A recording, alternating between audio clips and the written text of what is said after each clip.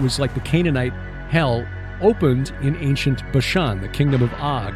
So Jesus took his disciples there to this cult, this pagan cult site at the base of Mount Hermon, which I think the best way for people to think about it, this is like the Canaanite version of Mount Olympus. It's where the gods met. And Jesus goes there and says, who do people say the Son of Man is? Now, who do you say that I am? And when Peter says, well, you are the Christ, you are the Messiah, the Son of the living God, Jesus confirms it. Blessed are you, Simon Bar-Jonah, for this was not confirmed to you by man, but by my Father in heaven. Yeah. Then he gets into some wordplay. I say, you are Petros, Peter, and on this Petra, this rock, this 9,200-foot mountain behind me, that is the Canaanite Mount Olympus, I will build my ecclesia, my congregation. And the gates of hell, which is this really big cave right over here, will not prevail against it.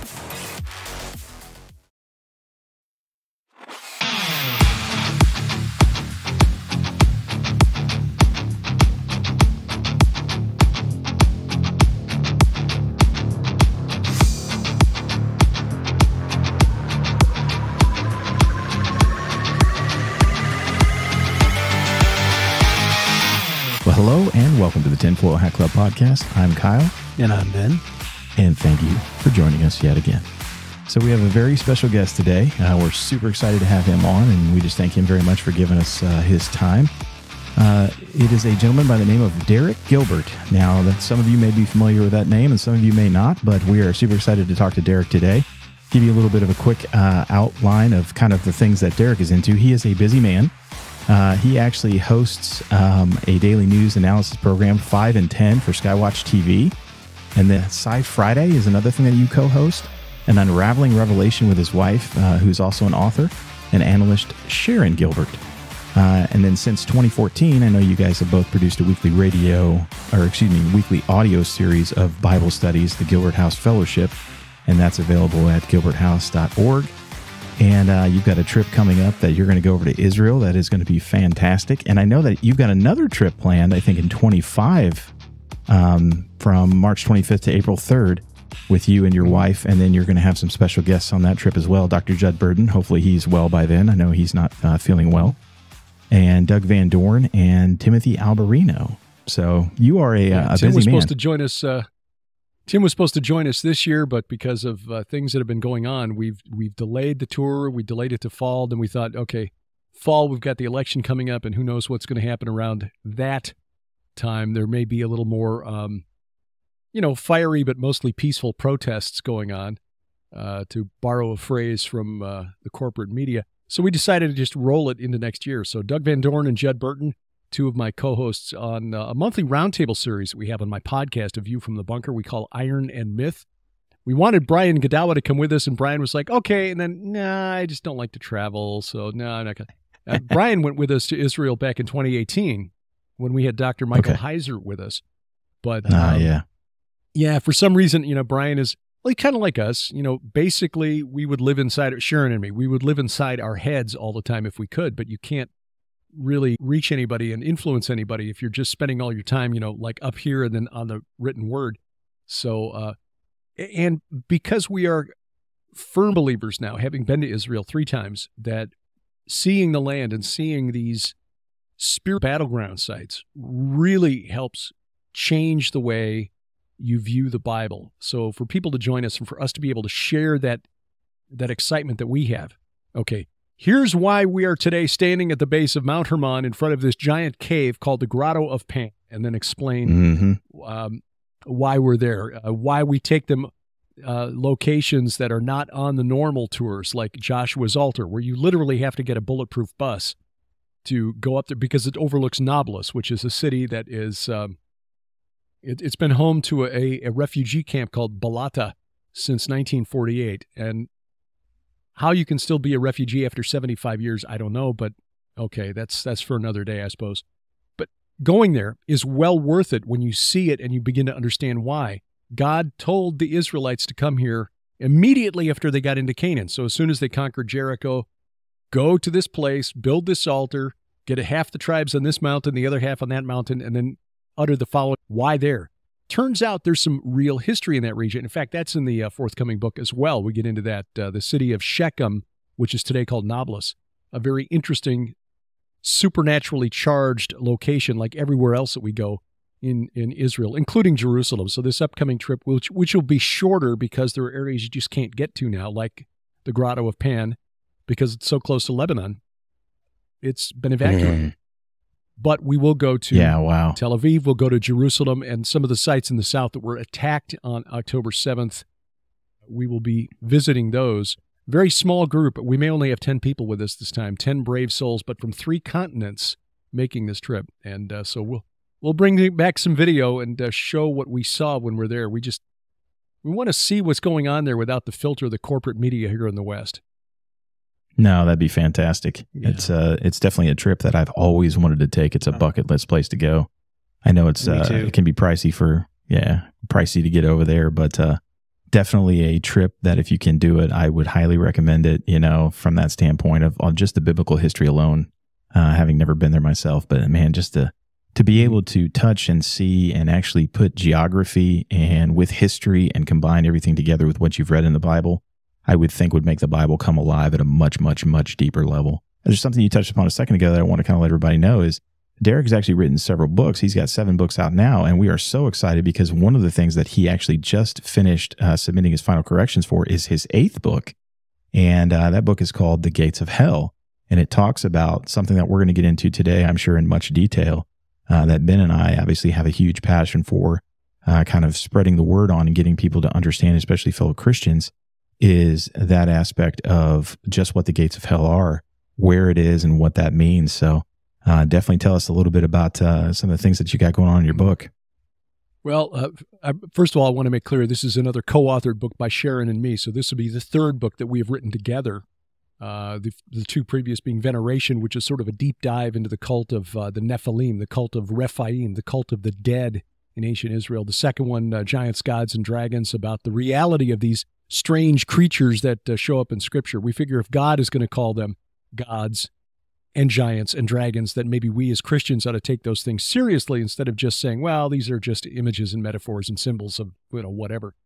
That's not how God presented it to the prophets. So trying to view Scripture through the eyes of the prophets and the apostles is kind of what we're trying to do. We're not trying to invent some weird new way of reading the Bible.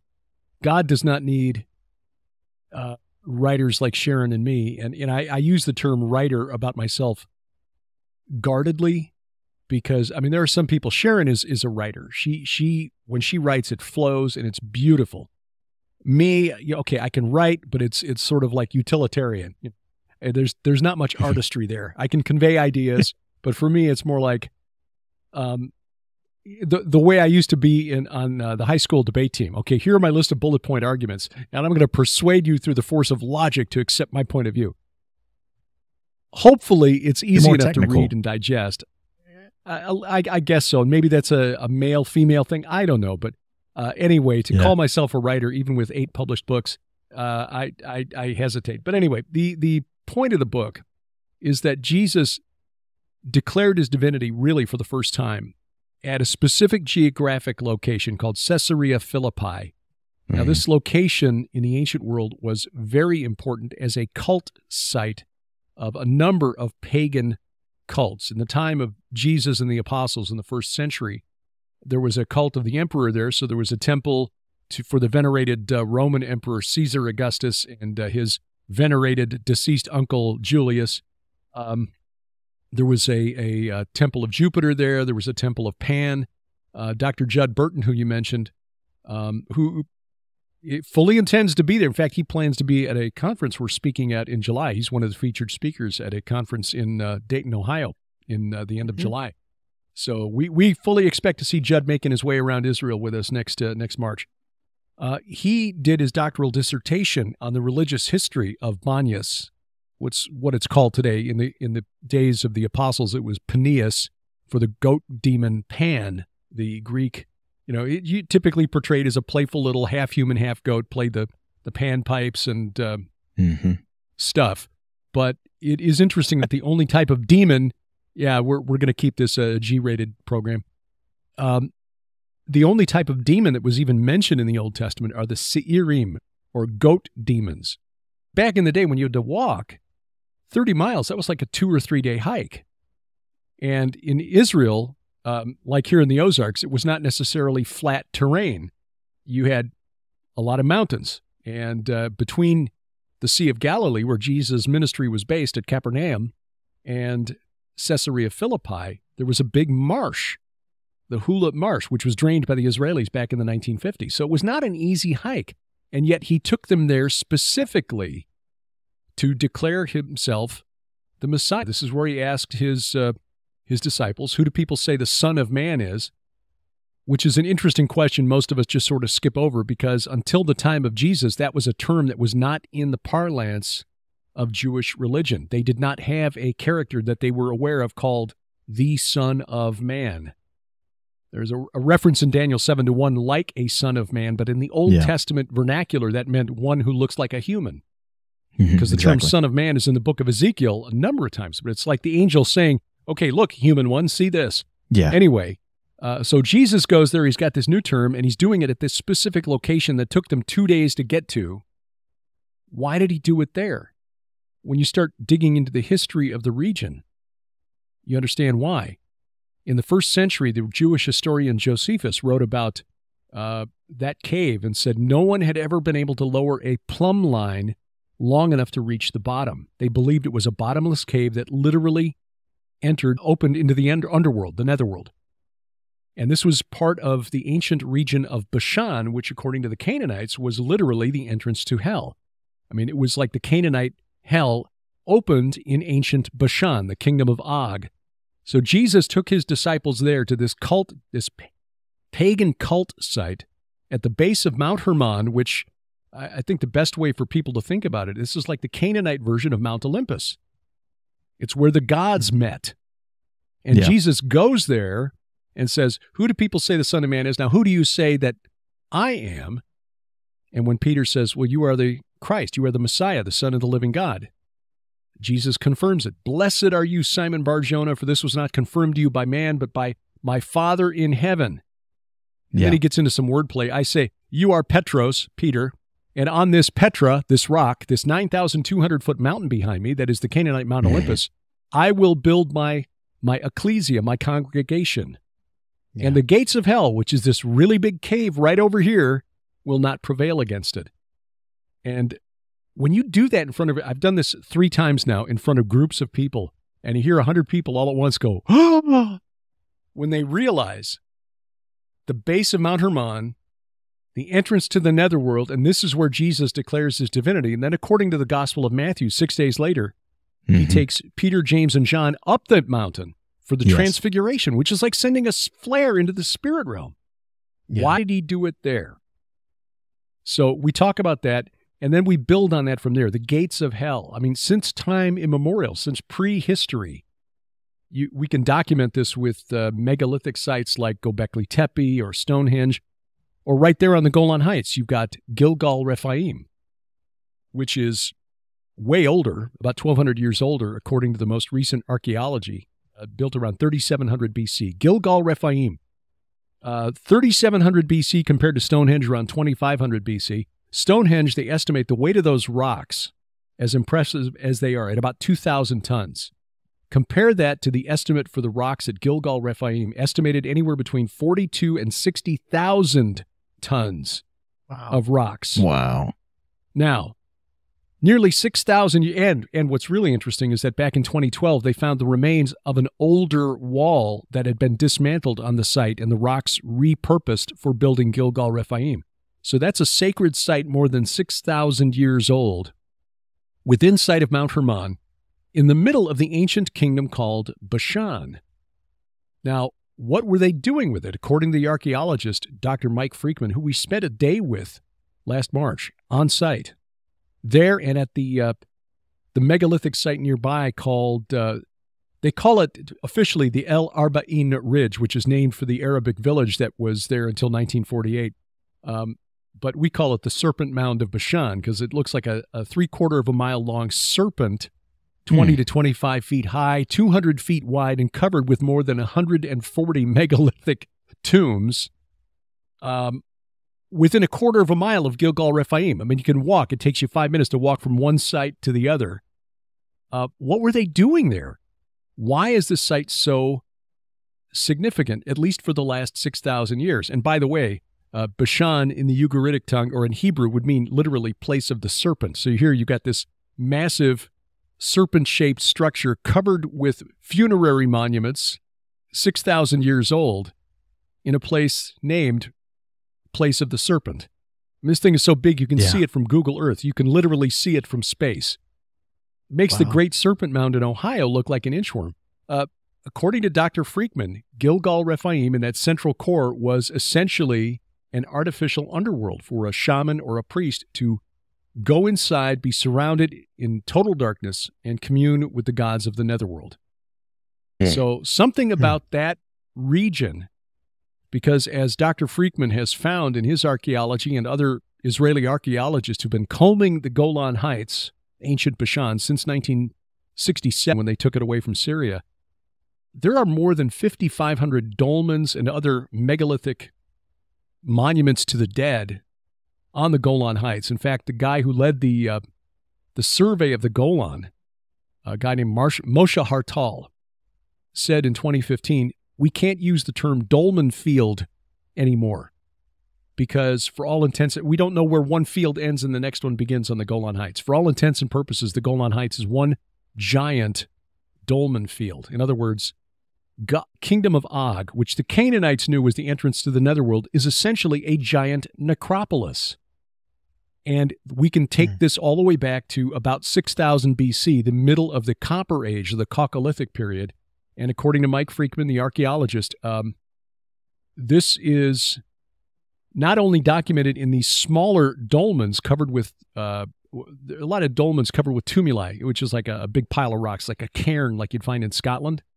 But on the inside, you've got a dolmen. But they're constructed like smaller versions of Gilgal Rephaim, concentric rings of stone around a central core, just, 20 feet across instead of 500 feet across. But what most people don't know, and which we learned just over the last couple of years in reading Mike Freakman's work on this, is that there are 3 other sites on the Golan Heights that look just like Gilgal Rephaim. We visited one, which is the most interesting because it's overlooking the Jordan River about 2 miles north of the Sea of Galilee, and it's within half a mile of Bethsaida, which was the hometown of the apostles Andrew, Peter, and Philip. There's no way they didn't know this thing was there. Right. So you got 2 others now. One is in the middle of a training area for the IDF, so you have to get special permission because, they might be practicing out there while you're looking at the rocks. And another one's in the middle of a minefield, so nobody can get to that one. But there are 4 of these giant... lightly. Exactly, yes. So there are 4 of these sites like Gilgal Rephaim on the Golan Heights. And amazingly, Gilgal Rephaim, as big as it is, and it also is visible from, the satellites like Google Earth and Apple Maps and so forth. Nobody knew it was there, apparently, until 1967 when the Israelis took it away from Syria, which is astonishing. This thing is 500 feet across. How could they miss it? So anyway, that's sort of the building point, the historical foundation of the book, The Gates of Hell. We look at that region and why was there such a cult of the dead anchored in that region, known not just from the Bible, but from the Ugaritic texts, which Ugarit was an Amorite kingdom based on the Mediterranean coast of Syria, close to where the border with Turkey is today. So even 200 miles away, they knew there was something about that region and about the Sea of Galilee connected to the gods of the underworld, the Rephaim. And it is clear when you start putting those pieces together, the apostles and the prophets knew about it too. And so did Jesus. Absolutely. One of the things that you kind of had said there at the end, and there was something else that you kind of said earlier, I'll back up a little bit after I say this, but one of the things you said at the end there is, I think, so when you dig into, you have this event that occurs obviously before the flood that we're going to get into in a second, but then you have the Nephilim that appear after the flood. And it sure seems like to me, one of the ways that you can kind of track back, all of the root of it seems to always flow back into the Amorites. The Amorites, specifically the Amalekites, both of those groups, everything seems to emanate kind of back to that and then up from there somehow. But the other thing that you had mentioned was, it's just amazing to me, and I wanted to kind of get your take on this, because this is one of the things that I know that we talk about all the time is in, modern day Christianity, especially in Western Christianity, because we don't know the geography, we don't know the history, we don't know some of these things. And when we only read the Bible, which is more than sufficient for salvation, but it just does not get you into the story that is occurring in Genesis 6. And so many things that we talk about on the show, that was the first show that we ever did. And it's amazing to me because the vast majority of things that we talk about on the show always come back to spiritual warfare. And when you talk spiritual warfare, you always come back to Genesis 6, because that is the essence of the beginning almost in a lot of ways, other than the fall, but heavy spiritual decay of what happened during that event in Genesis 6. And I think so few in the church now understand the connections between what Christ is doing in Caesarea Philippi right before he goes to Jerusalem, to be crucified, and then what he's actually doing during the transfiguration. And I even find it funny how a lot of modern scholars try to say that the transfiguration didn't even happen there, but they happened down at a mountain. Like, how far Mount away? Tabor. I forget the name of the other. Yeah, Mount Tabor, right? And that's like however many days walk away.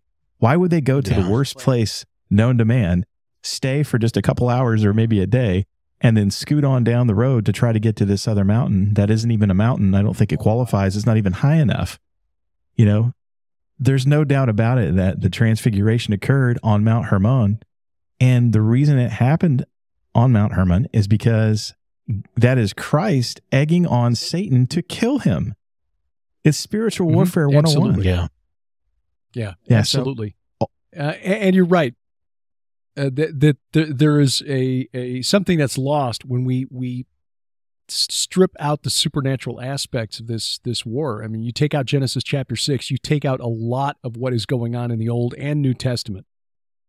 Yeah, for sure. It's kind of amazing to me. It's like that's kind of been, it seems like part of the deliberate anesthetization of the church nowadays is to take that out of there so that we don't understand the real, spiritual warfare battles that are going on.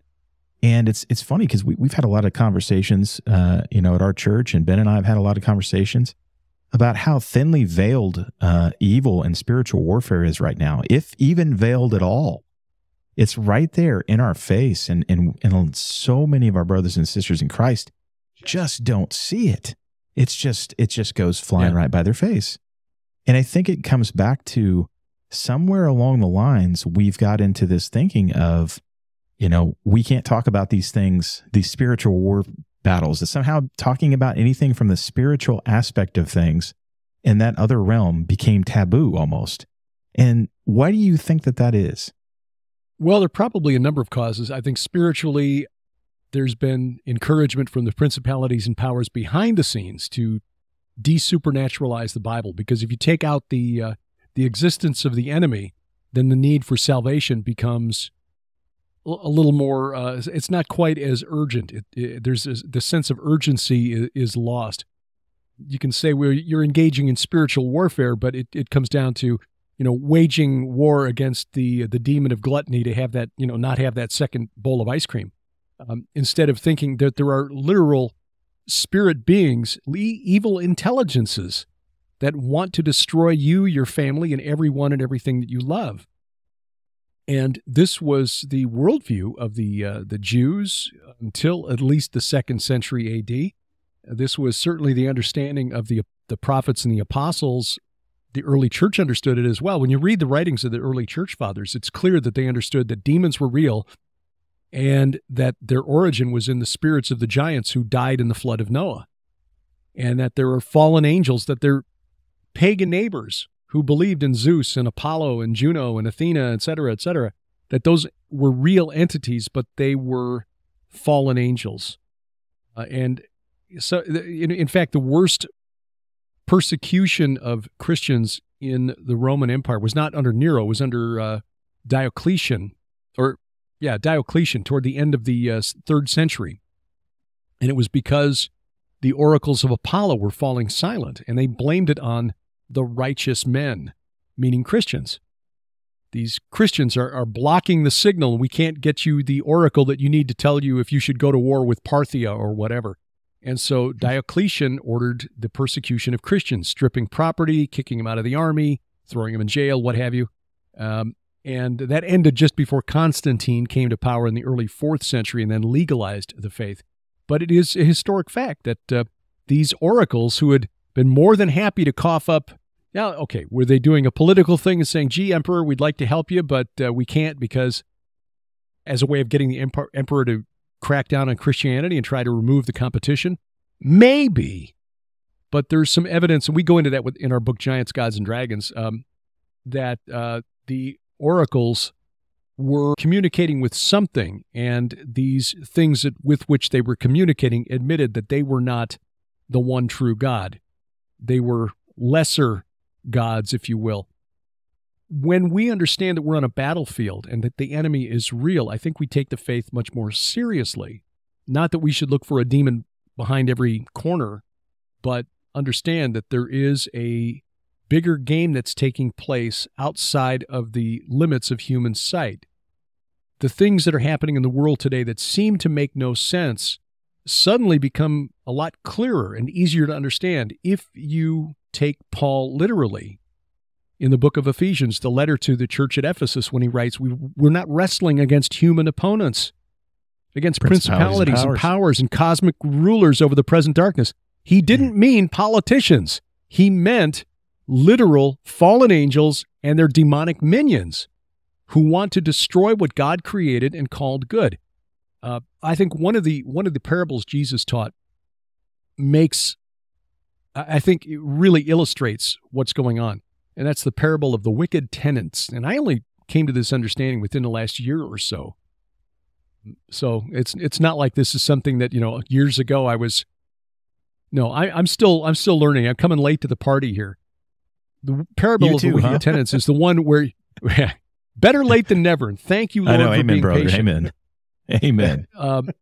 The parable of the wicked tenants, you've got a landowner in a far-off land who buys a piece of property and he walls it around, puts guard towers up, plants a vineyard, and then he hires out these tenants. Lets these tenant farmers basically lease it, and their payment is to produce, grapes and then send the produce to this landowner far away. And they don't do it. He sends someone to collect. They beat him up and send him away. He sends another one. They beat him up and send him away. And so the landowner says, well, I'll send my son. Surely they will respect him. And when he arrives, the tenants say, if we kill him, we will get his inheritance. And so then Jesus asks the scribes and the Pharisees who are there testing him, what's going to happen to those tenants? Well, when the landowner comes, they will be destroyed. And then they perceived that Jesus was talking about them. I don't think I think in a sense he was talking about them because they were the spiritual shepherds of Israel who'd been misleading people and not producing the fruit that they were supposed to produce. But more than that, he was talking to the principalities and powers behind them. And again, this is the understanding of the early church fathers. When you read the early church theologians, they understood that angelic beings had been delegated responsibility for administering this creation called earth and humanity as well. And they were mismanaging because they wanted it for themselves.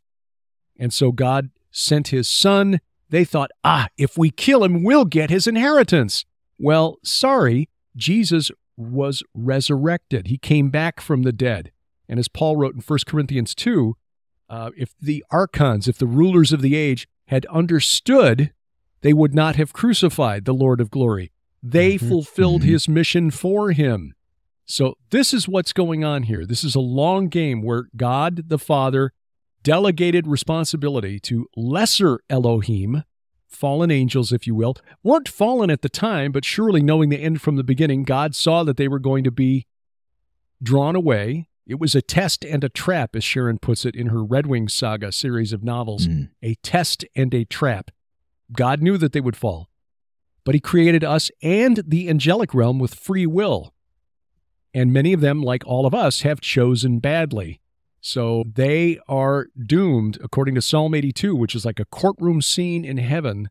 God has decreed death on these angels. Though you are gods, all of you sons of the Most High, like men you shall die.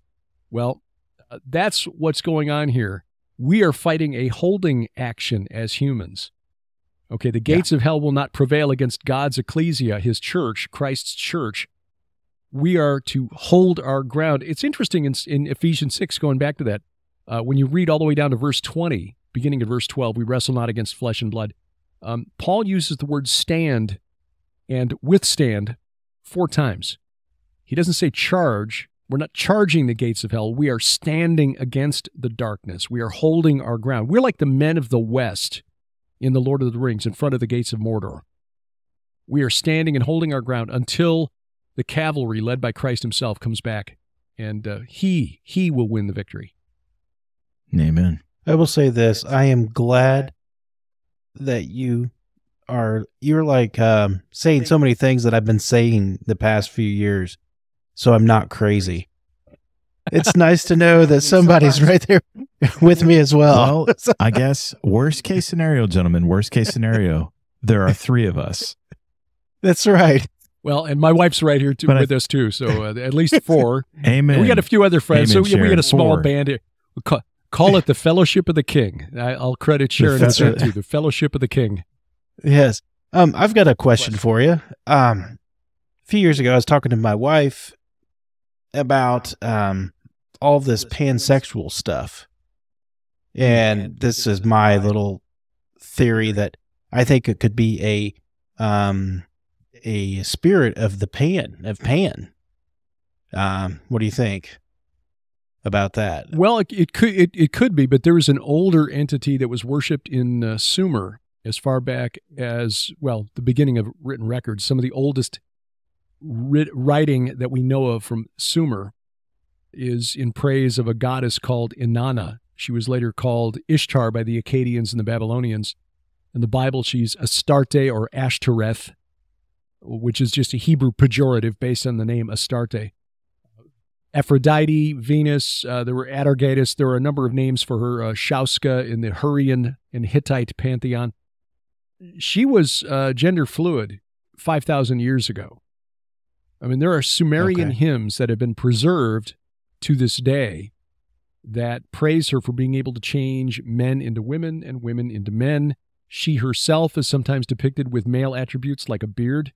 In the Hurrian pantheon, her Hurrian equivalent Shauska, there's a very famous series of carvings at a site in Turkey. The stone walls on either side of this little enclosure or box canyon or something, where you've got the male deities on one wall, and on the opposite wall you've got the female deities, and Shauska is on both. So this is who you're dealing with. In the Canaanite pantheon, in fact, at Ugarit, Astarte, the goddess of love, actually the goddess of carnality, she had essentially split into 2 aspects by that point. In the ancient world, she was represented by the planet Venus, and of course that's her Roman name, Venus. In the Canaanite pantheon, to the Amorites, she was Astarte in evening, the goddess of sex, but in the morning she was Athtar, the war god. And that really reflected the 2 aspects of her personality in ancient Mesopotamia: goddess of sex and just mindless violence. That makes sense of what's going on today. Well, it does. She really is the spirit of the age. We argued on our program, Unraveling Revelation, that Inanna, or Ishtar, is the spirit of the age, because between gender fluidity and just violence, if you won't let me have my way, we'll just have a fiery but mostly peaceful protest. Yeah. And right. We're living in an age where criticism, of someone else is violence. You're harming me with your words, but they can punch you if they say, "Well, you're a fascist, so I can punch you." That's legit. So actual violence is just legitimate protest, but speaking words and contradicting or countering someone else's worldview, that's violence. It's like, this makes no sense unless you look at it from a spiritual perspective, and then it makes all the sense in the world. They have turned humanity now. We're living in an age where, contrary to what I was hearing when I was growing up, in fact, when I was in high school back in the 70s and on the high school debate team, one of the recurring themes when we were preparing our arguments, we would have a proposal like resolve that the United States should significantly change its foreign trade policies. And then we would argue the pros and cons of that or whatever. And the idea that we would overrun the carrying capacity of the earth was an argument that negative teams would always bring up. What's the disadvantage to this plan? Raising the living standards of those poor people in Africa will cause them to be too fertile and will overrun the carrying capacity. The Malthusian nightmare, a reference to the 18th century clergyman Thomas Malthus, who argued that we were going to overpopulate the world and we would all starve to death. Well, demographers just within the last few years are now reaching the consensus that contrary to what we're being told by the the Gaia cult, we are not overrunning the carrying capacity of the earth, first of all. Secondly, almost every nation in the northern hemisphere is not having children at replacement level. Yeah. We are beginning to reach peak humanity. By about 2050 or 2060, the population of the world will begin to decline. By the year 2100, it will be in decline. And if I remember correctly, there are only 4 of the 208 nations listed in this most recent study, only 4 or 5 out of 208 that will still have a growing population. And these are small places like Chad and Tobago and but the major nations like all of Europe, all of North Africa, East Asia, China, Japan, the Koreas, Singapore, Hong Kong, most of Africa, everywhere, population is falling. And we are doing this to ourselves. Now, why would we do this?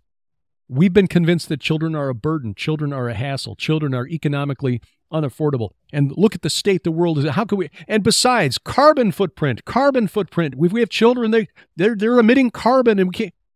So we are literally on the verge of what they're calling a demographic collapse. Now, will that happen? Don't know. I mean, there's still time to turn it around. But when you get to a certain age, I'm the tail end of the baby boom, and I'm 62 years old. I'm not having any more children. And that's the bump in the population curve. We're getting into an age where you younger fellas are going to be expected to cough up the taxes to pay all the Medicare and Medicaid expenses for old people like me and Sharon. And in places like Japan, it is already becoming unsustainable. There are sad stories of little old ladies in Japan who are going out and committing crimes so they can get themselves incarcerated and be supported, even if it means having to be in jail because they don't have any family members and they're lonely and they're hungry. It's tragic, but this is a story that is going to be repeated over and over around the world. I mean, we are an aging, shrinking population. How did we get here? I suggest that this was spiritual and that entities like this Inanna coming back to her, because even though she was the goddess of carnality, she was never depicted as a mother goddess. Sex, yeah, but children, no. And that's the world we live in today. Yeah, no, it's definitely the case. I saw a good interview. I think it was on Joe Rogan, actually. It was a guy that worked for, I believe, the State Department. He was an analyst for the State Department, I think. And he said that China is actually kind of the tip of the spear for the population decline right now because of all the decisions that they made, however many years ago to limit the amount of children per home. So now they have a huge imbalance in their workforce. They have a huge imbalance in their gender disbursement. And they're getting ready to have a massive population cliff dive here over the next couple decades because of the decisions that they've made. I mean, it's astonishing. And again, this is counterintuitive because we've been so indoctrinated over the last 50, 60 years, really since the book by Paul Ehrlich, The Population Bomb, which came out in the late 60s, if I remember right. Again, in high school, even on the debate team, it was like I would hear it every weekend at a tournament. Malthusian nightmare. You feed these people, they're going to have too many babies, they're going to overrun the carrying capacity, therefore we're all going to die. It's like, so my response was, okay, so you get to play God and decide who gets to live and who dies, so that the Africans should starve so that you and your kids anyway. But was the mindset. We're overrunning the carrying capacity of the world. Not true. First of all. Secondly, the Chinese, you're right. That is the tip of the spear. Right now, they've got about 1.4 billion Chinese, but their own statistics now. I just read this a couple of weeks ago, University in Shanghai produced a study where they showed that they expect their population to drop to about 600 million, possibly as low as 500 million by the end of this century. That is greater than... And that's what they've admitted more to. than half their people, that's what they've admitted to. Yeah. And again, China's not alone. I mean, the Russian government for years now has been trying to encourage people to go have babies. The government of Hungary now offering tax breaks, have 2, 3 kids. China's now got a 3-child policy instead of the 1-child policy that we heard about. They dropped the 1-child policy years ago, went to 2. Now they're trying to get 3. But people are like, well, why should we do that? The kids are messy. They cost money. It's like, hey, we're enjoying our new middle-class lifestyle. Don't want kids to cramp my style. Exactly. Yeah. Just like us in the West. So we're not having children at replacement rates. I think in part, I used to think this was simply a political ploy. Our open borders here in the United States. We've added 10 million illegals to the country in the last 3 years. We're now at a point where you've got more people crossing the border illegally than babies being born in the United States on a month by month basis. There are more illegals crossing the southern border than there are babies being born here in the United States. Why are we doing that? I used to think, okay, it's political. Maybe they can't vote, at least not in federal elections yet. But when the census is taken, they still get counted. And representation in the House of Representatives is determined by population. So people are fleeing California, people who lived there for decades, but you're flooding and replacing them with migrants so that California will still get its same representation in the House of Representatives. But now I think, more than that, I think it's economic.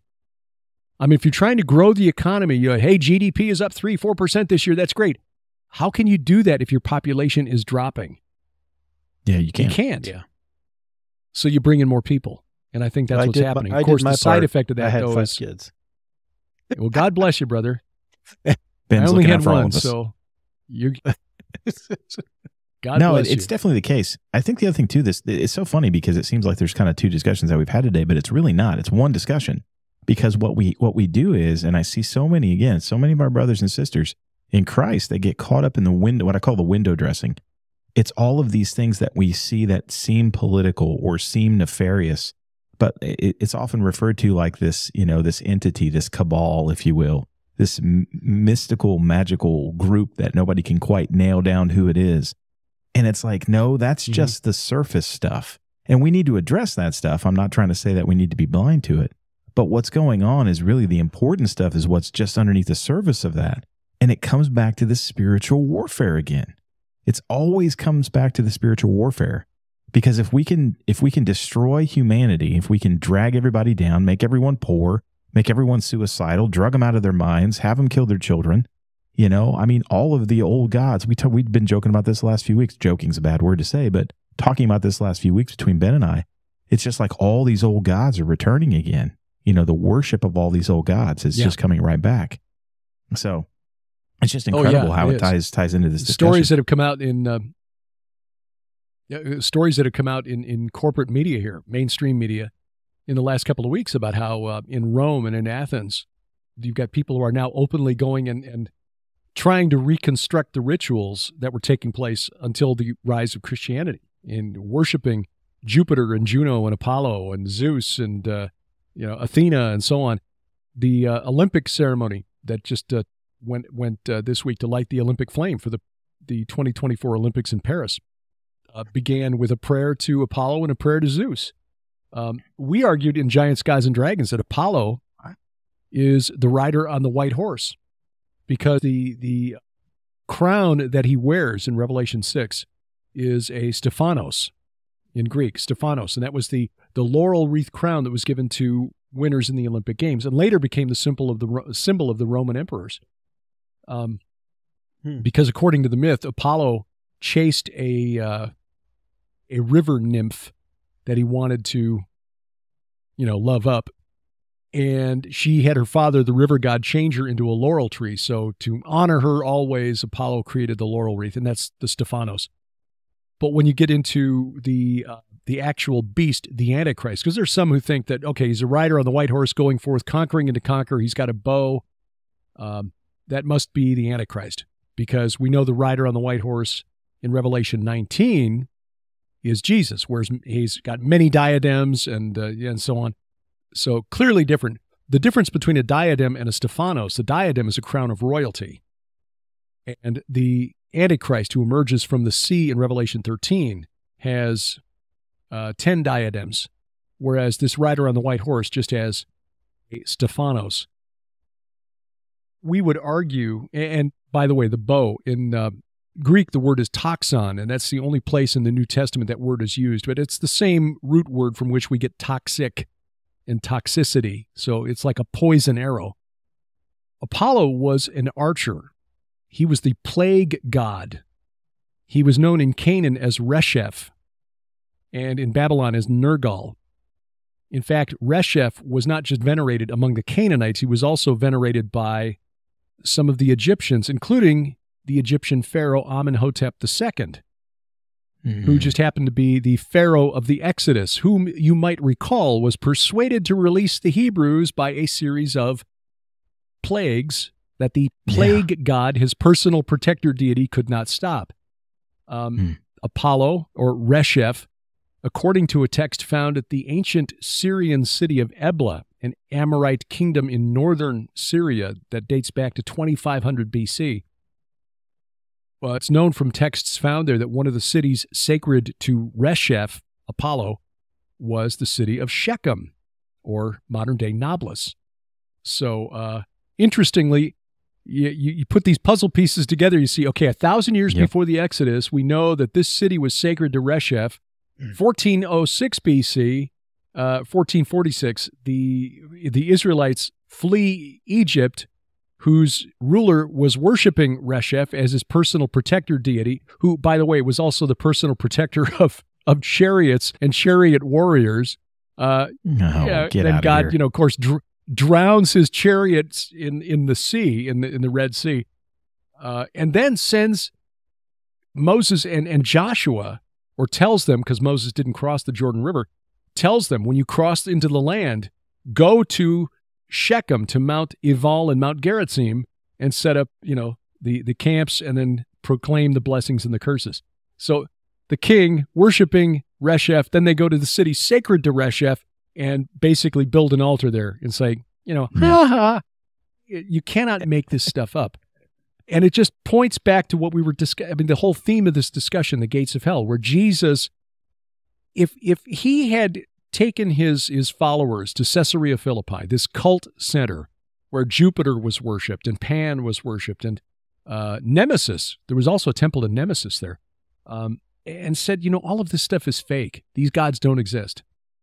This mountain here where the Canaanites believe their creator god El lives with Asherah and their 70 sons, it's all a lie. It's all fake. But he didn't do that. No, never he didn't happens. do that. I mean, he took them there specifically. He moved his base of operations from Nazareth after the arrest of John the Baptist, according to Matthew, in Matthew chapter 4, and moved to Capernaum on the north shore of the Sea of Galilee, which is where the Jordan River enters the sea. It travels through a valley from Mount Hermon down to the Sea of Galilee. And Matthew writes in chapter 4, beginning at verse 12, when he heard that John had been arrested, he withdrew into Galilee, and leaving Nazareth, he went and lived at Capernaum by the sea in the territory of Zebulun and Naphtali, so that what was spoken by the prophet Isaiah might be fulfilled. The land of Zebulun and the land of Naphtali, the way of the sea beyond the Jordan. I have to stop there to explain. The way of the sea is the Roman road, the Via Maris, which led from Alexandria, Egypt, up to Tiberias on the west shore of the Sea of Galilee, then up through the Jordan Valley to the site of ancient Hatzor, and then it cuts off to the northeast towards Damascus. Beyond the Jordan, at Hatzor, you would cross the Jordan River and go off towards Damascus. The way of the sea beyond the Jordan, that is the area of ancient Bashan. Okay, north of the Sea of Galilee, east of the Jordan River. We're talking now about ancient Bashan. And then Matthew calls it, and he's quoting from Isaiah chapter 9. Galilee of the Gentiles, the people dwelling in darkness have seen a great light, and for those dwelling in the region and shadow of death, on them a light has dawned. Wow. Shadow of death. Gee, 23rd Psalm. Yeah, exactly. Yea, though I walk through the valley of the shadow of death. The Jordan River runs through a valley. There are mountains on both sides of that valley between Mount Hermon and the Sea of Galilee. And on both sides, you've got these dolmens, these megalithic funerary monuments devoted to the cult of the dead. And Jesus, according to Matthew, fulfilled the prophecy of Isaiah chapter 9, which is the prophecy, by the way, that includes the famous lines, "Unto us a child is born, unto us a son is given," a messianic prophecy. Yeah. He moved there and fulfilled the prophecy. Those dwelling in darkness in the region and the shadow of death, on them a light has dawned. So Jesus could have said, look, all of this was just symbolic. It's all metaphorical, okay? You don't have to worry about any of that stuff. I'm here. It's all cool. All these are just the imaginary friends of the Greeks and the Romans, and they don't really exist. He didn't do that.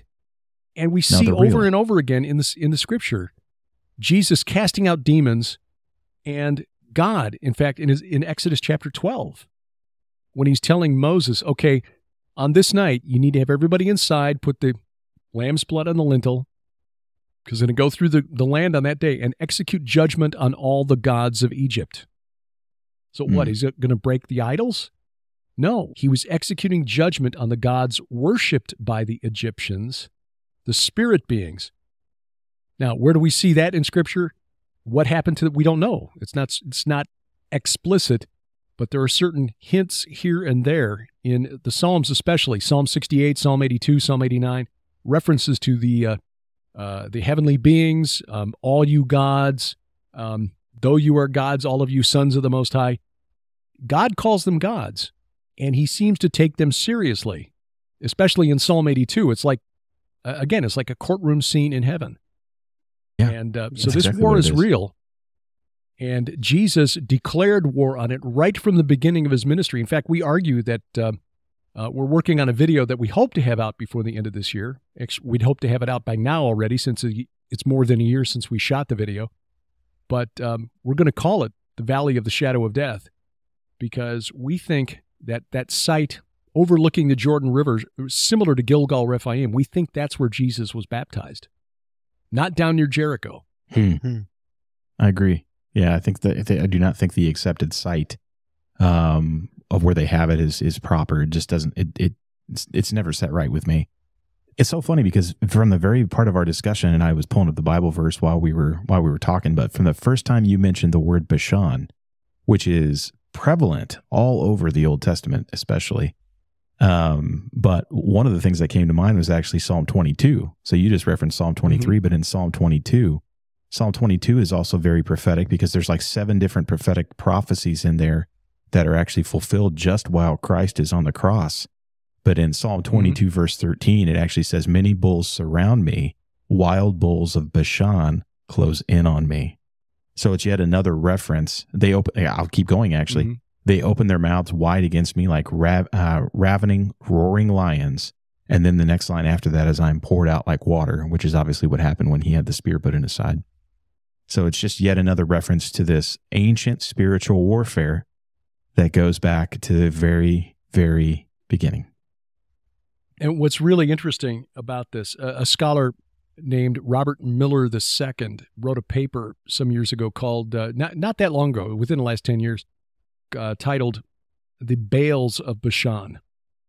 And the point of his paper was showing that, contrary to what most Bible commentators have spec'd for centuries, that the references to the bulls of Bashan here, the reference in Amos to the fat cows of Bashan, Ezekiel 39, "You will dine on the flesh of kings and of captains and of horses, all of them fat beasts of Bashan."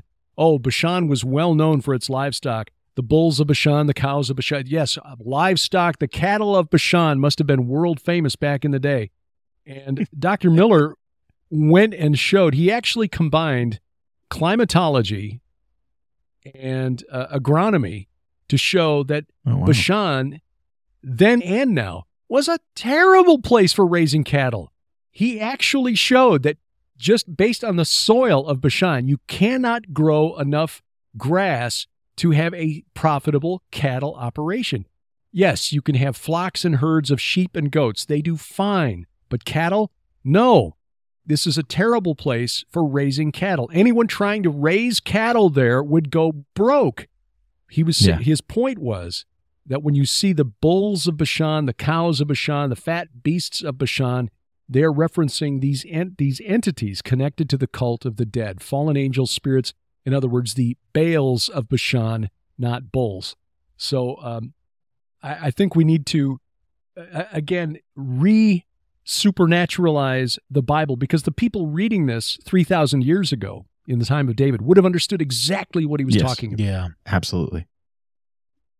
And when you roll right from Psalm 22 into Psalm 23, the valley of the shadow of death, and even then Psalm 24, lift up your heads, O gates, and be lifted up, O ancient doors. Which gates is he talking about? Oh, perhaps the gates of hell. The gates of Sheol back in the day. We have to remember that when they wrote the Bible, they didn't have chapters and verses. That was added by Gutenberg when he put it on the printing press. So we assume that when there's a chapter break, that's where, there's, okay, this is a new psalm, new chapter. Not necessarily. Right. It's completely different magically. One text. Exactly. Yeah, no, it's fascinating, because one of the things that I actually had that I wanted to get your take on was one of the interesting things that I see in the temptation when Christ is being tempted by Satan. He is taken up to a high mountain. It doesn't say where. It doesn't say where it is. I believe that, and I have nothing to back this up other than it just makes a lot of sense. I believe that he actually was taken up on Mount Hermon. It makes the most sense when he was tempted and said, I can give you the whole world. Here it is. Just bow the knee, right? Completely agree. And, he basically says, get behind me, Satan. And it's so fascinating to me that it always seems so harsh when, Jesus is in this same area and Peter is now telling him, Lord, you can't talk like this. You can't, say that you're going to be crucified. And his response to Peter is exactly the same as what he responded to Satan when he was being tempted. And it's basically, I'm wondering if in Christ's mind, it's like, you know what? We were here before, and you have the spirit in you right now of Satan, because he was tempting me before. And I told him, get behind me, get lost. And I'm going to tell you the same thing, because what you're asking or what you're wanting to happen is counter to my Father's will.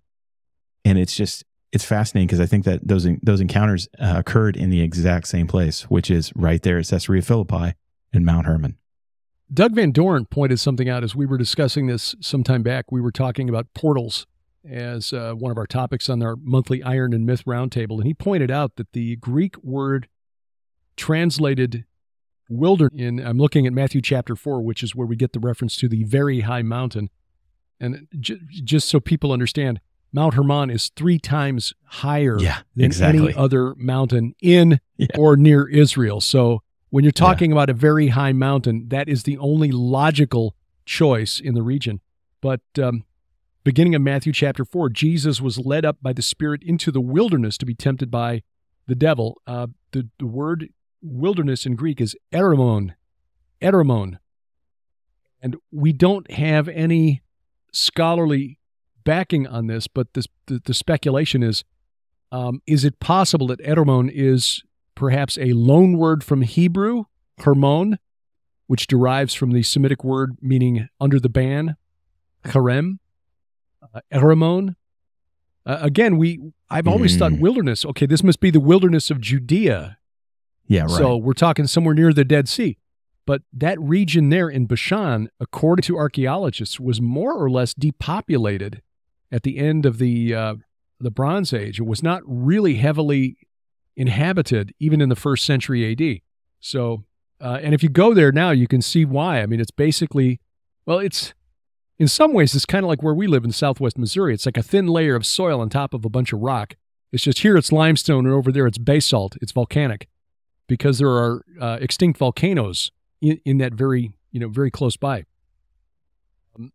So when the Greeks were looking for a word for wilderness, did they take it from that region?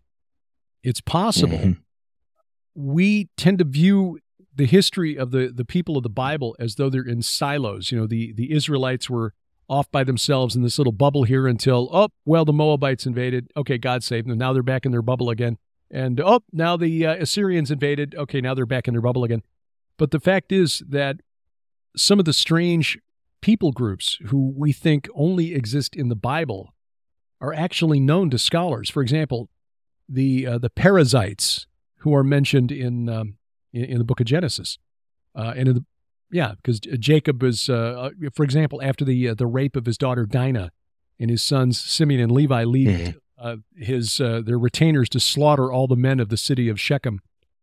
He says, "You made me a stink in the nostrils of the Canaanites and the Perizzites." Well, who are the Perizzites? Well, we don't have any other written record mentioning the Perizzites anywhere outside the Bible, so they must be an invention. They were a fiction invented by Moses to demonize the Canaanites and justify taking the land away. Well, no. When you dig into the linguistics of the land, of Ugaritic, of Canaanite, of Hebrew, of Egyptian, and look back and forth at how those words were traded back and forth, Perizzites were actually the Philistines. Okay, so it's not really that mysterious. It's just that we look at the word, assume that it's always been that way, and maybe the spellings changed, maybe the pronunciations changed over the years. There was a group of people mentioned in Genesis and Exodus called the Hivites, Hivite, the Hivites. Who are they? Mm-hmm. Well, according to scholars, Hivite is a Hebrewized version of a name from Luvian, which is an Anatolian language. That's modern-day Turkey. An Anatolian language, Luvian, for Ahiyawa. The Ahiyawa were the Mycenaean Greeks. So there were Greeks in the Holy Land as far back as the time of Abraham. Joshua did battle with the Hivites who lived under Mount Hermon in 15th century BC. So there were Greeks in the land. It's not inconceivable that you would get loanwords back and forth between Greek and Hebrew. In fact, the root word behind Anakim, contrary to what some believe, that it refers to long-necked, scholars have looked at it and said, that's really a stretch. But there is a word in Greek, anax. Yeah, sorry, I didn't even realize I did that there. There is a word in Greek, anax, that means hereditary ruler or high king. So the Anakim were hereditary rulers of Greek extraction who ruled the hill country of Israel and Judah in the time of Joshua. And they had to be wiped out. And when he did, they fled to the Philistine cities, which makes sense because the Philistines also came from the Aegean, the Greek cultures of Greece and Cyprus and Crete. So it makes sense. Hermon, the wilderness being the ancient land of Bashan, it makes all the sense in the world. Jesus went there for his testing and then was carried away to Mount Hermon. He was not in the desert down near Jericho. Mm-hmm. Yeah. No, it makes a lot of sense too. The other thing too is the way that it reads, like you kind of had mentioned to it, a very high mountain. Again, there's nothing anywhere near the height, like you said. It's the only mountain range in the entire area that's high enough to get a snow cap 24/7 all year. They have a ski resort up there now, which is crazy. Mount Hermon is now a ski resort. It's kind of terrifying. But the other thing too is, well, the Israelis also have a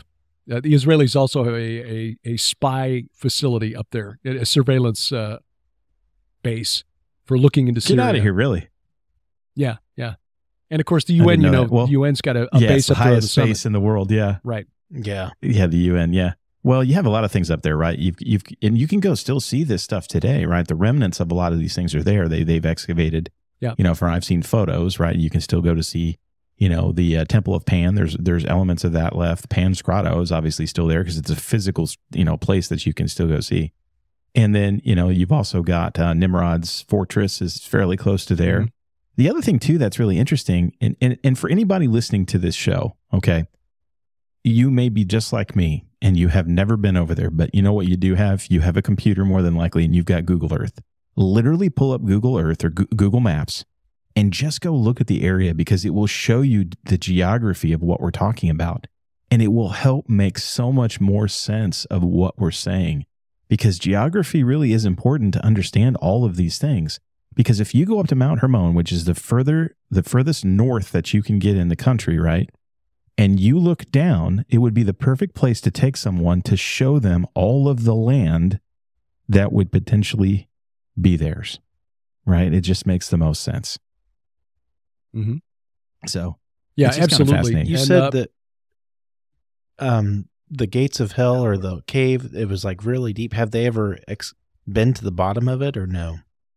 Well, since 2,000 years ago, since the time of Josephus, they've had a number of pretty powerful earthquakes. The Jordan Rift Valley, or the what they call the Dead Sea Transform, runs from the Red Sea right up through, well, the Jordan River is right on the fault line. So the Dead Sea, the Sea of Galilee, that's why they're there, is because you got this fault line. You got these two plates that are moving in the same direction but at different rates of speed. And so they've had some pretty massive earthquakes there. They're overdue for a really bad earthquake there. The one that was like mentioned in the book of, New Madrid Fault, right? Yeah. Yeah, the one mentioned in the Bible of happening in the time of King Uzziah, they estimate was probably a magnitude 8.2, and they found evidence of it at some of the sites in the region. That was in the 8th century BC. And 250 years later, the prophet Zechariah was still mentioning it. You will flee as they fled in the days of King Uzziah. So the source of the Jordan used to be, at least in part, from that cave.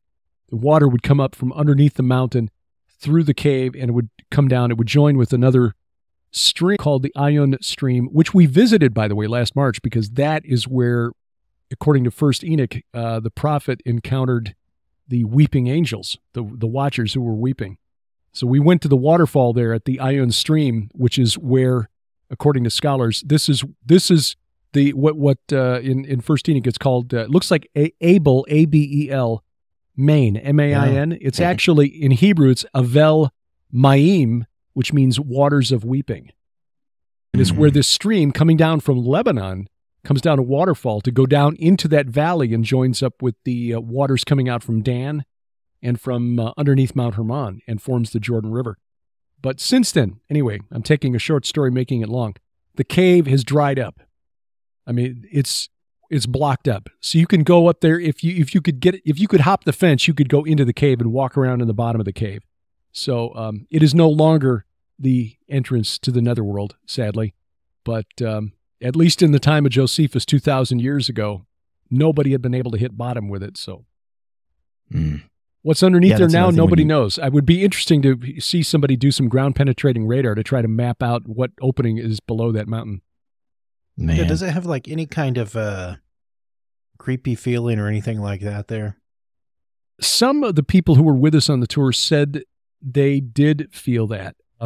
I didn't, but maybe I'm just not as sensitive to it. There were a couple of ladies who were there. One of them is a pastor, and her friend. They both said that they felt a sense of heaviness there. They also felt it at Gilgal Rephaim. And they also felt it again when we went over to Jordan. When we were there last year, 2023 was really the first spring since travel had opened up again after the COVID lockdowns. So there was a real backlog of tourism flooding into Israel and flooding into Jordan. We could not spend 2 nights at Petra, sadly. So, and when we were at Petra, we had to split the group into 2 separate hotels. So our second night, we had to go up to Amman, Jordan. And I'm glad we did, because we've been to Petra 3 times now.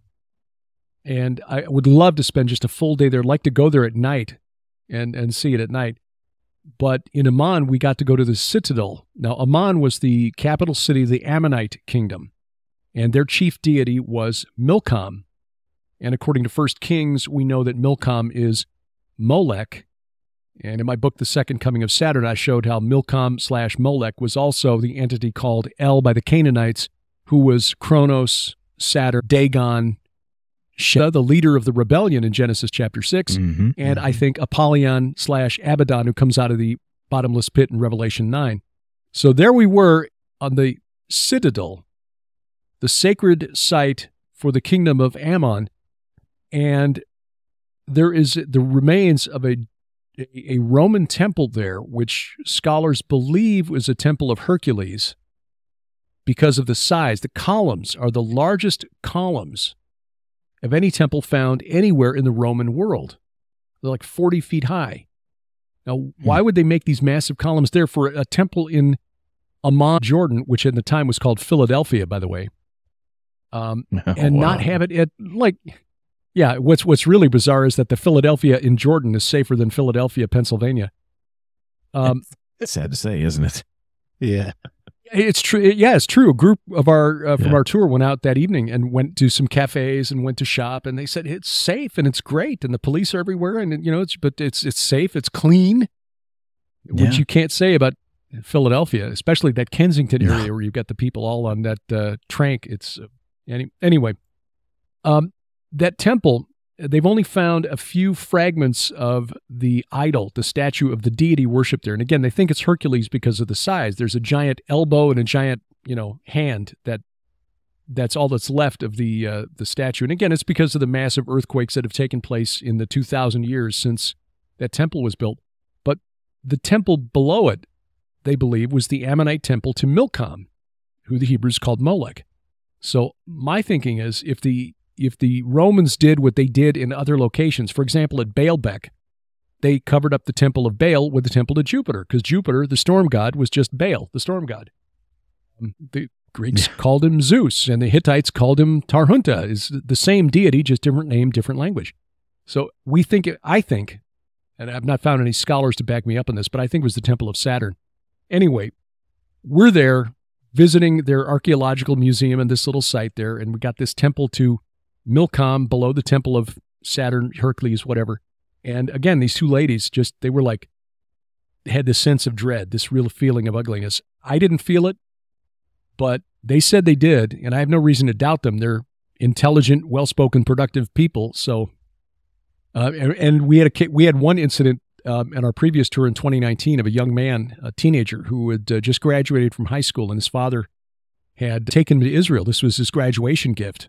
I mean, humbling, his father, graduation gift. I'm going to take you to Israel with these two weird people from the Ozarks.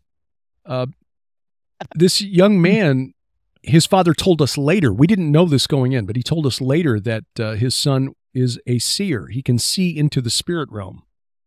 And so on our way to Joshua's altar, we stop at an overlook where you can look down into the city of Nablus, because the ancient city of Shechem is there. You can see the well of Jacob down there, or at least the location of it. You can see the tomb of Joseph from up there. And so, the tour guides will stop us there on our way to Joshua's altar and tell us a bit about the city and all this. Well, the young man started feeling ill, and he had to return to the bus. It's like, okay, well, go up there. And the IDF soldier who's guarding the bus up there, because we had to have an IDF escort to go there, again, and the bulletproof buses, we'll keep an eye on him. And later we found out that this young man, and he didn't know this because he left before I was able to share this, what I shared with you earlier, that city, Shechem, Nablus today, was sacred to the plague god Resheph, also known as Apollo. What he said he saw later that made him physically ill was a giant entity appear, manifest in the air over the city, looking at us, clearly malevolent, and appeared to be on fire, burning, flaming. Now, the plague deity was believed to spread disease, Apollo, Nergal, Resheph, with his bow, Greek word toxon, the word translated bow in Revelation chapter 6 for the rider on the white horse. And he didn't know this. He didn't know that I was about to tell the group about Resheph, Apollo, and the fact that this was a city sacred to that deity, and that deity was the patron deity of the Pharaoh of the Exodus, and that God had directed Moses and the Israelites to go there directly after crossing over the Jordan and conquering Jericho, to set up an altar there and the blessings and curses, to seal the covenant with Yahweh there at that city. And there we were, this group of Christians looking down on it. This young man sees this giant, burning, malevolent entity over the city, and he was physically ill. So, wow. And again, we had no idea before we got there. No. Because his father shared this with us later after he got back and checked on his son. His son is fine. Why did you? And his son shared this with him. And then his dad shared that with us later. And again, we had no reason to think, okay, the kid looked like, I don't know, he looked like a high school athlete, you know. He was not a person you would look at and say, that looks like somebody who's like not quite. No, he looked like a handsome young man, and his dad, you know, again, normal people who are seeing these supernatural things and bringing it into the context of the modern church today. How would you, as a Christian parent, in fact, we've got a friend of ours, Doug Overmeyer, who has a ministry called Seers See Ministries, because they've got a daughter who likewise sees into the spirit realm. How do you, as a Christian parent, deal with a child who can see those things? Most pastors don't know what to do with it. Well, it's demonic. Exactly. Not That's necessarily immediately the first place the church goes to. It's immediately. Right. It's so funny to me because it's like we see all of these things in the Bible. We've got books dedicated to people who have these types of visions. Why did we think magically it stopped?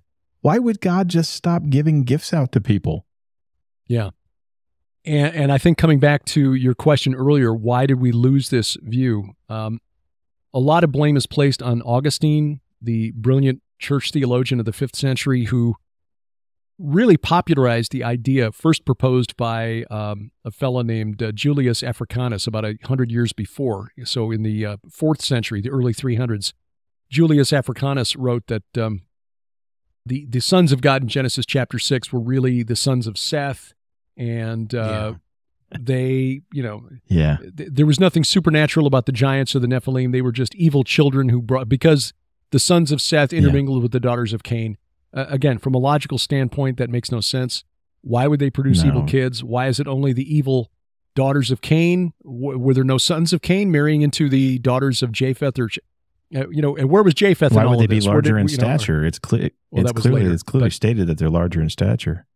Yeah. So they were trying to de-supernaturalize it then. And I think Augustine, because he was coming out of a cult, Manichaeism, that had a little too much attention paid to angels and not to, you know, the Trinity, was trying to de-emphasize the spirit realm so that people wouldn't be tempted into venerating the angelic realm. And ironically, sadly, it was Augustine who sort of Christianized the veneration of the Rephaim, or the veneration of the heroes, the demigods, which was common, or the deceased ancestors.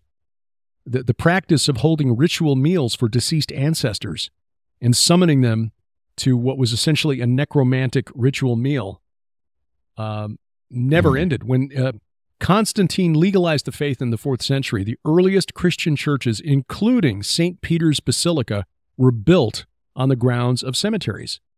Because even 300 years into the faith, the Christian church, the bishops, the pastors of the churches in these cities had not gotten Christians to stop summoning the spirits of their ancestors to have ritual meals. And so, we'll build a church right here at the cemetery, and that way grandma doesn't have to travel very far to come and have the meal with us.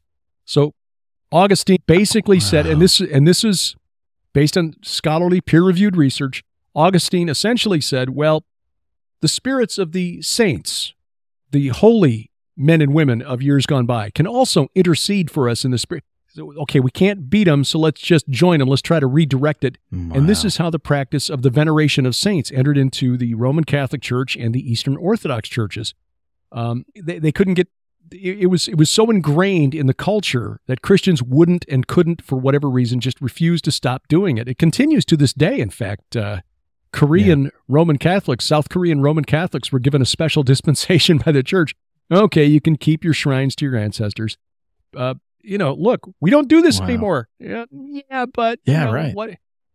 I mean, they even found, when they were doing reconstructive work at the Vatican, at St. Peter's Basilica, and they found the sarcophagus believed to hold the remains of Peter. Don't know whether it does or not, but they think it does.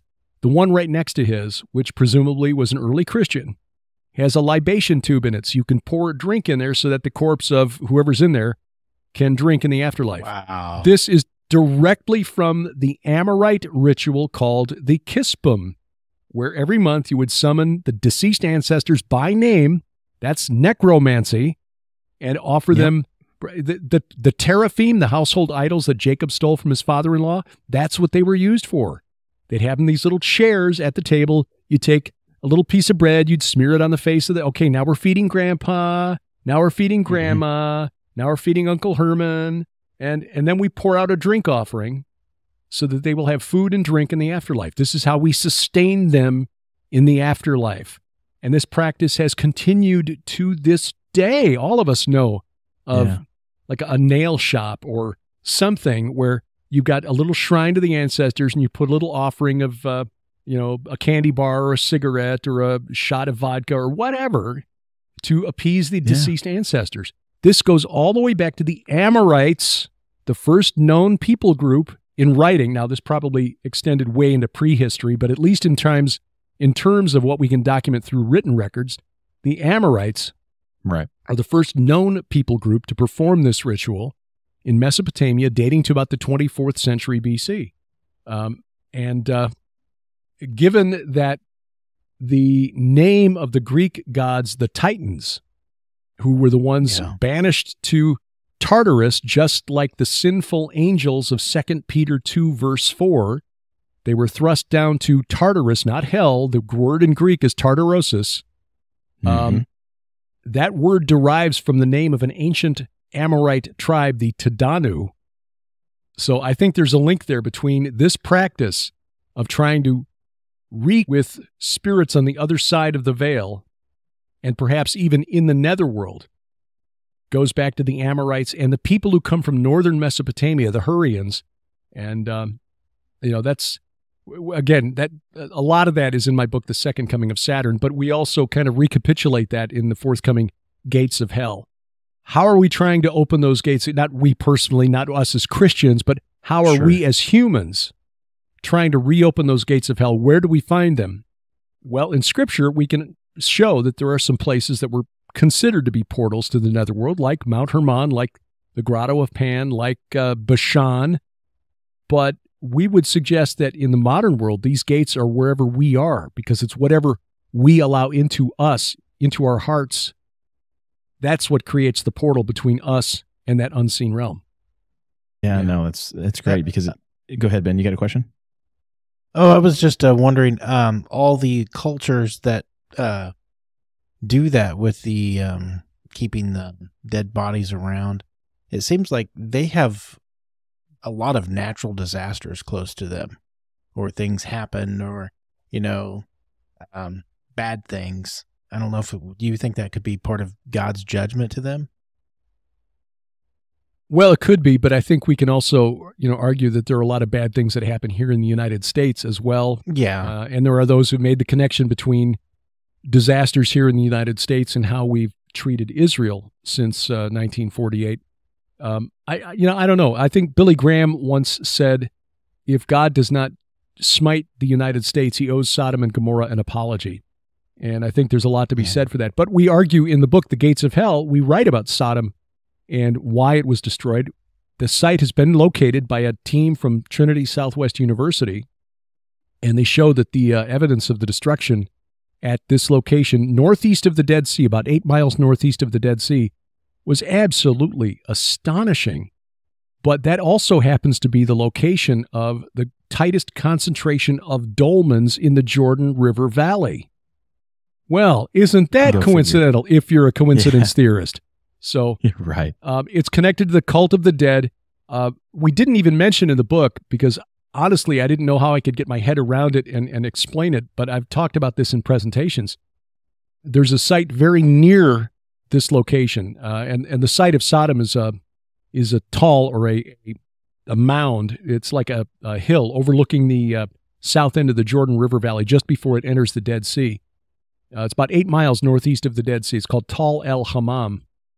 But between there and the Dead Sea is an ancient site called Tel El Gasul, which dates back to 4000 BC or earlier, perhaps. And they found a wall painting, which astonishes me that in that climate, that anything like a wall painting could be preserved. Now, most of it had flaked off the wall, but they used a computer program to reconstruct what this looked like. And it appears to show a religious procession heading into a building. A group of people wearing strange, bizarre masks. The leader much, much taller than the people who are following him. The leader carrying a flail, which is a symbol of power in the ancient world. The people following him are nude except for these weird masks. They appear to be dancing. And what's really interesting, and again, 6,000 years after the painter painted this on the wall of this building, we have no way of knowing if he was just a bad artist or if he was making a point. As you look carefully at the hand around the flail, you'll notice it has 6 fingers. Bigger than everybody else, much bigger, and with 6 fingers. So, and this is this culture, this is the culture that eventually moved up onto that hill and founded the city of Sodom, which was continuously occupied for about 2,500 years until it was destroyed around the time of Abraham, circa 1800, 1700 BC. So what was worshipped there? As the director of scientific analysis for the Dig, Dr. Philip Sylvia, told me in an interview that people can find on my podcast if they care, the dolmens at the base of the city, the base of Sodom, 1,500 dolmens. I asked him if they were arranged according to astronomy. Did they face the winter solstice or the equinox or something? So no, they all appear to face the sacred precinct on top of the Tal. Like, oh, well, who is worshipped there? He said, we don't know because we haven't found the records at the site. As of last year's dig, which may have been the last season they're ever going to dig there, they still had not found any texts there. But still, that was in the vicinity of where the Israelites worshipped the Baal of Peor. And Peor coming from a Hebrew word meaning opening or cleft or gap. And in the context of what happened there, based on Psalm 106, verse 28, where the Israelites were punished by God because they were eating sacrifices offered to the dead. It's possible that Baal Peor, which means Lord of something, probably means Lord of the gates of hell. And again, we go into that in detail in the forthcoming book. Yeah, no, wow, it's just crazy. It's amazing to me how here we are, 2024, and all these things are more relevant almost today than they ever have been before. And that's one of the things I kind of wanted to finish with today, Derek, to ask you. We just had this eclipse, and I know a whole bunch of crazy things were said about the eclipse, but do you think that there was any message in the eclipse for us? What's echoing in my mind right now is the quote from Billy Graham, which I'd never heard before, but boy, oh boy, does that feel more accurate today than ever. Do you think that there was a message in there for us? I heard that too, and I know that there are even friends of ours who were looking at the path and saying, oh, it crosses a number of cities or regions or counties or whatever with the name Nineveh. So this is America's Nineveh moment. I would respectfully suggest that Nineveh was spared God's judgment because the king repented first and then ordered all of his people to repent. So I don't think we're going to see that kind of an order coming out of this White House. No, I don't. I do think, though, that the message for us as Christians is that, look, we have been able to predict the specific date and path of this eclipse for literally hundreds of years. God created this universe and set it in motion with such precision. And that precision is not just to show that he is the designer, but also the precision required to support life on this planet, and specifically human life on this planet. So rather than looking at this and saying, oh, it's a warning, what can it mean? It's an aleph, it's a tav, I just take it as more evidence that we're living in a place and at a time that God chose for us since the beginning of time. And we should take comfort in that and rejoice in it because he's placed us on the battlefield, on the chessboard, whatever metaphor you want to use, at this particular point in history for his reasons, because he knows his will be done, and we have a role to play in that. No matter how small a role, no role is unimportant. That, I think, is the takeaway for us. Find our mission in his army and then go out and seize the day. Because while these things happening around us are dark and disturbing, when Jesus said, when you see all these things, look up, because your redemption is getting close.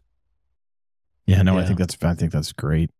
And I think that's very, very well said. So kind of shifting gears overseas now. And we kind of had talked about this before we started recording, but I wanted to have a little bit deeper discussion on it to get your take on it. You know, we've got this sacrifice that, in my opinion, and I know Ben and I talked about this and we share opinion on this, is, you know, they're gonna do this sacrifice at some point. You know, whenever that time comes, when everything is, you know, lined up properly. I know there was a lot of discussion about doing it, you know, a couple days before Passover and then at Passover. And there's a tremendous amount of heat over there. And you would kind of mention that, you know, maybe the cows aren't even old enough yet to do this. But it sure seems like it's going to happen at some point unless God decides it's not going to happen. You know, what's your take on that? And do you think that that is a really true sign that, you know, we are kind of getting near the end here? Yeah, it is a sign that we're getting near the end. I think Christians who are encouraging it and encouraging the Temple Institute and other pro-Third Temple movements just need to step back and look in Scripture and see where it is we're commanded to build a third temple. We don't need a temple because we've got our high priest is already at the throne of God. But it does tell us what Jews and what others in that part of the world are thinking about the end times. There is a significant portion of the ultra-Orthodox, the Haredim in Israel, who believe that the arrival of Messiah is imminent if he's not already here. The same is true among Sunni Muslims. The difference between Sunni and Shia is that Sunni, like Christians, we believe that there is nothing we can, let me take that back. Sunnis, like Jews, believe that if they find the right leader as the Messiah or the Mahdi, they can jumpstart the apocalypse. They can immanentize the eschaton, to use an academic term. Whereas we Christians, like Shia Muslims, believe it's going to happen when it happens. You know, we as Christians believe Christ will return when God wills it, not 1 second sooner. Shia Muslims, the Mahdi will come back when he comes back, when Allah wills it, not 1 second sooner. Kind of odd. They've got the same sort of division, even though sadly Muslims are following the wrong entity. But I think that's the thing, though. If you know God decides it's not going to happen, it won't happen. If it happens, it's because he allows it to happen. So we as Christians, regardless of what is happening, there is let's say an adrenaline addiction that some people, I think, need to break free from, that we get caught up into social media looking for a daily dose of doom. I've got to get on social media and find out what to freak out about today. Yeah. Carl Gallups, our friend Carl Gallups said back in 2020, you know, after the election, regarding the statistical improbabilities, God did not take a look at the results that day, slap himself on the forehead and say, gee, I didn't see that coming. He's seen the end from the beginning. So whatever happens, and we're in the middle of it, it may not be what we would prefer. It may catch us by surprise, but we can take comfort in the fact that it's not catching him by surprise. And our mission, regardless of who's in the White House or whether they're sacrificing red heifers, is the same. It is to make disciples of all nations and baptizing them in the name of the Father and the Son and the Holy Spirit. Amen. And that baptism, by the way, we were blessed to hear Mike Heiser teach on this at the Jordan River. In 1 Peter 3, where he discusses this, he literally connects baptism and to Jesus descending and proclaiming to the spirits in prison. And that word spirit in that verse, in 1 Peter 3, verse 19, I think it is, never refers to human spirits unless it is specifically qualified as such. He is down there proclaiming not to the dead, he's proclaiming to the watchers who were thrust down to Tartarus in the days of Noah, basically saying, and I'm going to paraphrase Mike Heiser because I give credit where it's due, hey, I bet you didn't expect to see me here, but here's a news flash.